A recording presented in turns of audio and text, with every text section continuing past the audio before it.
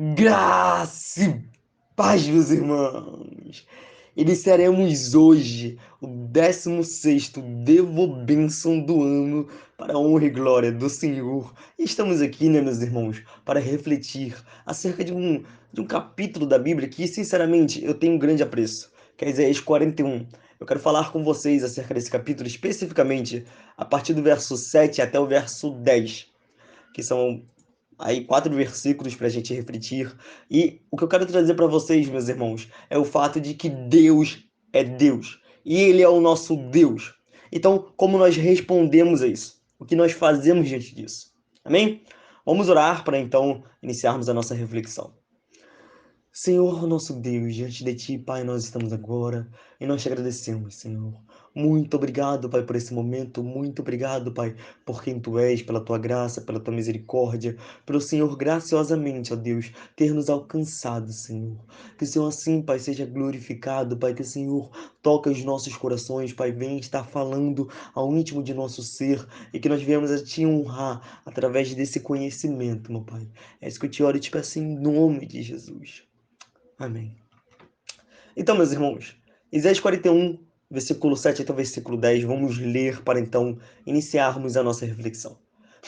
O artesão encoraja o ourives, e aquele que alisa com o martelo incentiva o que bate na bigorna. Ele diz acerca da soldagem: está boa, e fixa o ídolo com prego para que não tombe.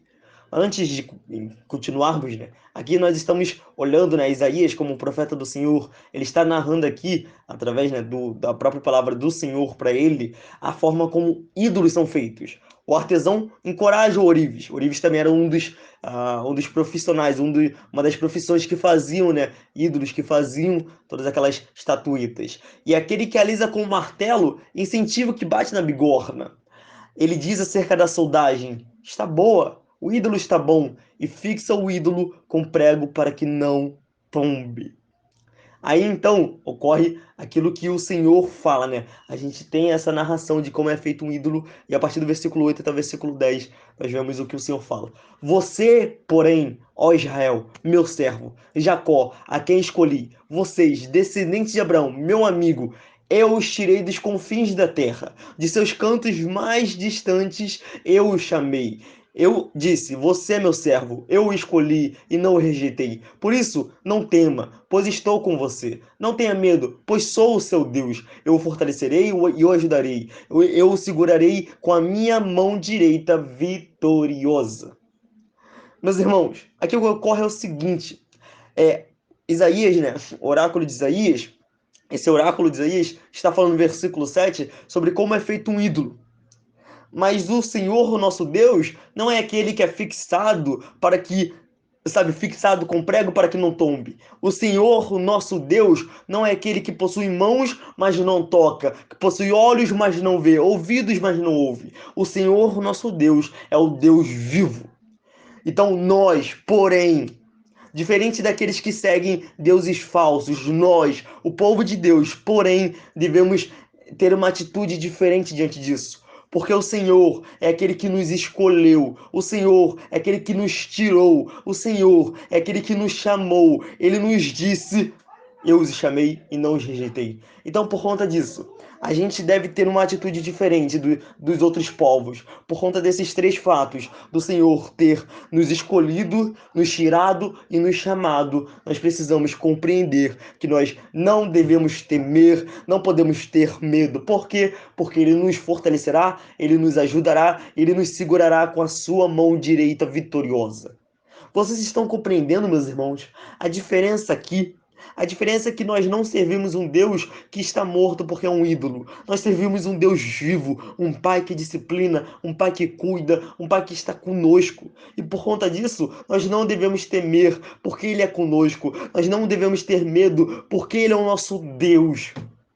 Ele nos fortalece, ele nos ajuda, ele nos segura com a sua mão, a sua destra poderosa, sabe? Então é isso que essa passagem, né, quer trazer para nós.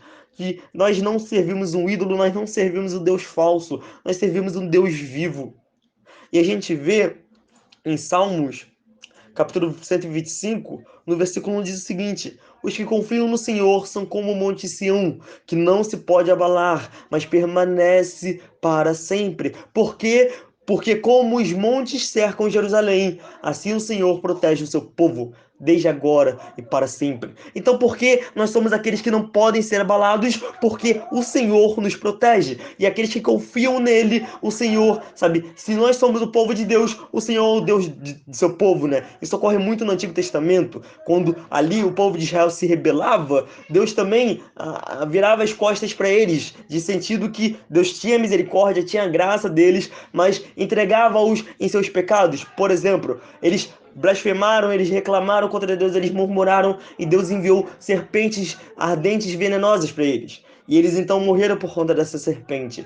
Deus o povo de Israel ali murmurou contra Deus, acabou rebelando contra Deus, por exemplo, no momento em que eles veem a terra, né, prometida, eles falam, nossa, mas isso não vai dar e tal, e eles pecam contra o Senhor por conta disso. E Moisés diz que por conta disso eles não entrariam na terra prometida. Mas então eles falam, nossa, então vamos lá lutar, vamos lá, que Deus é conosco, sendo que Moisés falou, não, não façam isso.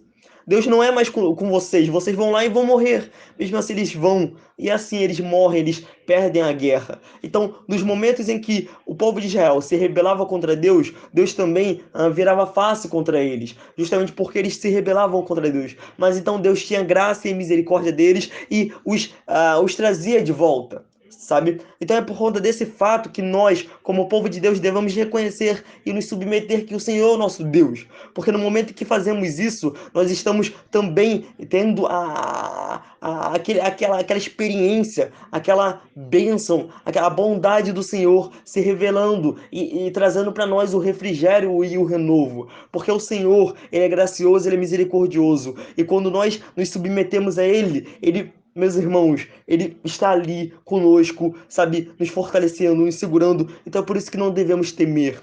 Sabe, essa reciprocidade, de certa forma, é claro que mesmo a gente sendo infiel, ele permanece fiel porque não pode negar-se a si mesmo. Mas quando nós pecamos contra ele, viramos as costas ao nosso Deus, é claro que ele nos alcança, ele com a sua graça nos guarda, nos traz de volta, mas também ele deixa com que a gente sofra as consequências de nosso pecado, porque é assim que acontece. A consequência não na morte, mas, por exemplo, eu traí a minha mulher. A consequência do meu pecado é talvez o término do casamento. O Senhor será gracioso comigo, Ele perdoará o meu pecado, mas ainda assim a consequência daquilo será feita. Então vocês compreendem? Isso ocorre muito, por exemplo, na ansiedade e na preocupação.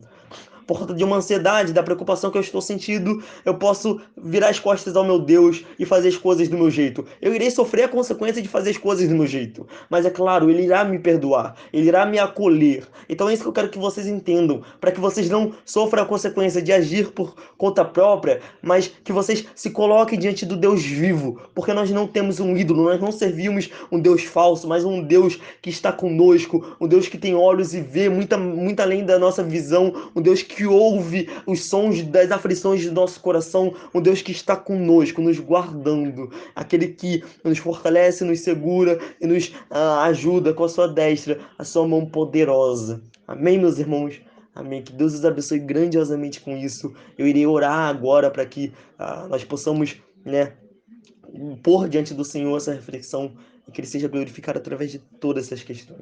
Amém? Oremos. Senhor Deus Santo, muito obrigado, Pai, por esse momento.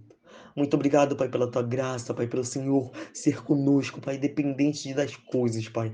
Que o Senhor não nos deixe agirmos por conta própria, Pai, e assim pecarmos contra o Senhor, Pai. Mas que o Senhor nos ajude, Pai, a não temermos, a esperarmos, a confiarmos em Ti e assim glorificarmos o Teu nome. Obrigado, Senhor, por quem Tu és. Obrigado porque o Senhor é bom e o Senhor é santo. Esteja assim com as Tuas mãos, ó Deus, sobre as nossas vidas, Pai, e nos ajude, Pai, a Te honrar. É isso que eu te oro e te peço em nome de Cristo Jesus. Amém. Meus irmãos, que Deus os abençoe. Amém.